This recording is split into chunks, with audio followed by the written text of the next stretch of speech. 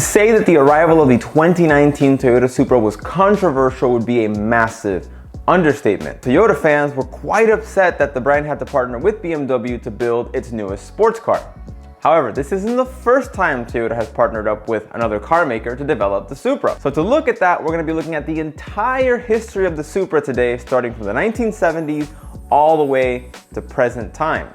But before we dive into that, I want to make sure you guys like the video, subscribe to the channel. That means a lot, helps us out a ton.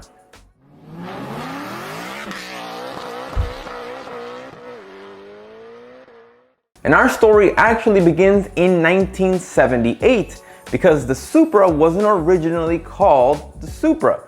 In fact, the Supra wasn't even a standalone model of its own. The Supra was a derivative of the Toyota Celica. In Japan, it was known as the Celica XX, although for the global market, it was rebranded as the Celica Supra. Now, while the standard Celica had to make do with a naturally aspirated 4-cylinder engine, the Celica Supra got a larger and more powerful inline 6-cylinder engine. In fact, the M engine that lived under the hood of the first generation Celica Supra can trace its roots to the legendary 1960s Toyota 2000 GT. It's a long hood, inline 6, naturally aspirated rear-wheel drive car that was now not this sort of supercar type, but one more available for the masses. Now, there were two engine options available for the first generation Celica Supra: a 2-liter inline 6 developing 123 horsepower, or a larger 2.6-liter inline 6 developing 136 horsepower. Now, as I alluded to in the intro, Toyota had collaborated with another car maker to develop the Supra in the past. In this case, it was Lotus.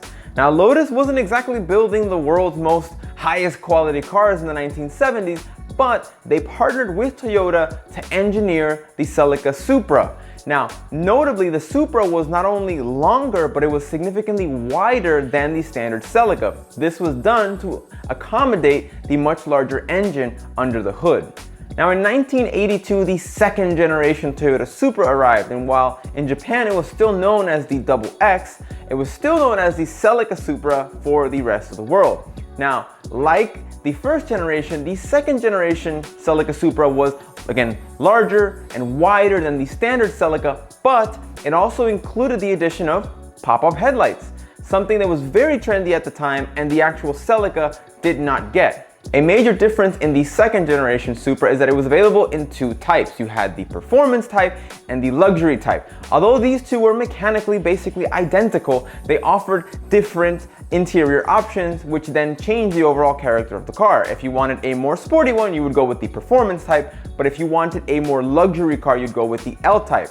Namely, the performance variant got larger tires, larger wheels, and fiberglass over fenders.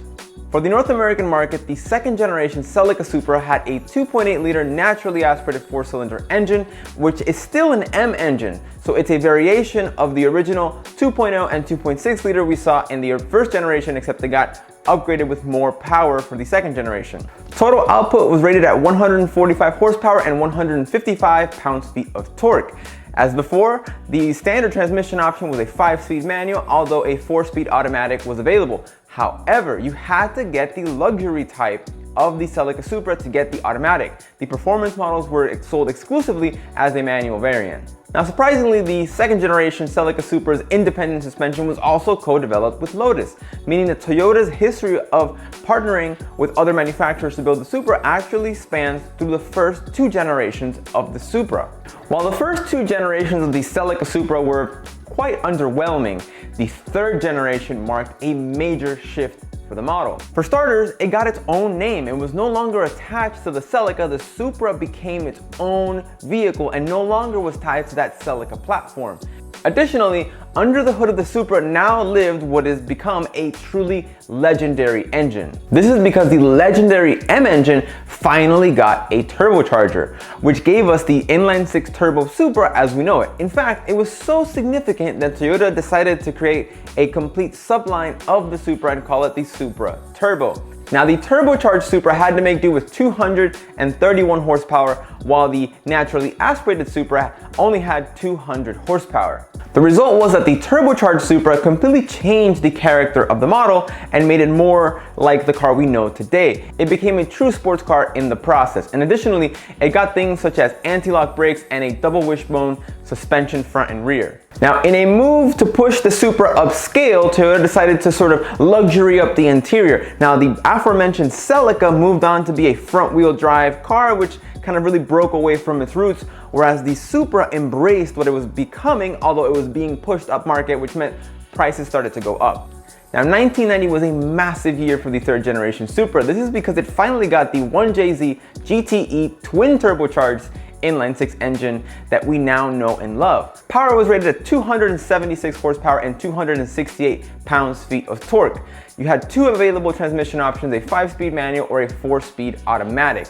But what happened was the Supra not only was becoming a performer, but now it got a world-class engine under the hood as well. Now, 1993 saw the arrival of what is without a doubt the most popular Toyota Supra model, the Mark IV.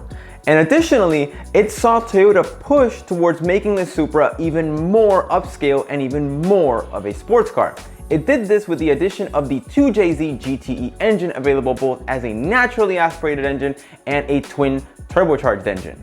Now, before the fourth generation Supra was featured in a popular movies such as The Fast and the Furious, it actually wasn't that popular, largely due to the fact that the model was quite expensive. See, in 1993, a turbocharged Supra would run you around just under $40,000. If we adjust that for inflation, that's about $71,000 in today's money. And this segues us perfectly into the fifth generation Supra that was introduced in 2019 after a massive hiatus. And this is because the current generation most powerful Supra starts at just under $51,000. Under the hood of the fifth generation Supra still lives a turbocharged inline 6-cylinder engine. For the 2020 model, it developed 335 horsepower, but for the 2021 model, it got a massive upgrade to 382 horsepower. Unfortunately, the arrival of the fifth generation Supra also sees the death of the manual transmission in the model, because the only transmission available is an 8-speed automatic. Now, aside from the inline 6-cylinder engine, the fifth generation Supra also has the addition of a turbocharged 4-cylinder engine developing 255 horsepower, a first for the Supra, which is coincidentally the one we drove just a few weeks ago. So if you haven't seen that review, make sure to check that out. We'll make sure to link that in the description so you can see it. But let's go back to Toyota and BMW and why this relationship essentially had to happen for you, the customer. Because if Toyota decided to develop a Supra of their own, they would have to develop from scratch an inline 6-cylinder turbocharged engine for the model. Because since Toyota doesn't exactly produce that in any of its current models, it would have to embark on a massive research and development journey. The result was that that cost was then going to be translated onto you, the customer. And the Supra would have been priced somewhere around like what a GTR is. It would have become a 6-figure car. Because when you consider that the 93 Supra was a $71,000 car, essentially in today's money, a brand new one with all the required safety tech and everything that's required of modern cars would have easily cost into the 6-figure range. BMW has been developing inline 6 turbocharged engines for decades now and has a ton of experience doing so. And as a result, the partnership with Toyota and BMW meant that the engine and chassis were already there. It just needed a bit of Toyota magic to make it an actual Supra. Now, Toyota didn't just stick the inline 6-cylinder engine under the hood of the Supra and call it a day. In fact, Toyota had to perform extensive torture tests on the engine itself to see what were its weak points. Once components started to break, Toyota then went back to BMW and said, well, we need to reinforce these parts because Toyota has been largely known for its reliability and they can't put out a product that won't stand up to that lineage that they've created. So after back and forth, then the B58 engine that lives under the hood of the Supra was finally developed in a point that it was robust enough for Toyota to sign off on it and give it the green light. Now, following the spirit of the fourth generation Supra, the fifth generation Supra remains incredibly tunable, meaning that Toyota knew that people wanted to tinker around with their Supras. And in fact, a lot of the plastic bodywork that you see on the Supra itself is designed to be replaced with aftermarket parts that can increase performance. Regardless of who developed it, the 5th generation Supra is a fantastic product and one that we really liked a lot. I want to remind you once again, if you haven't seen that review, make sure to check the description for that link so you can see our full review of the 5th generation Supra. And with that, I pass the question on to you. What do you think about the BMW developed Supra? Do you like it? Do you hate it? Do you wish Toyota had developed it? Let us know in the comments below. And I want to thank you so much for watching. I want to make sure before you go, like the video, subscribe to the channel. It helps us out a ton.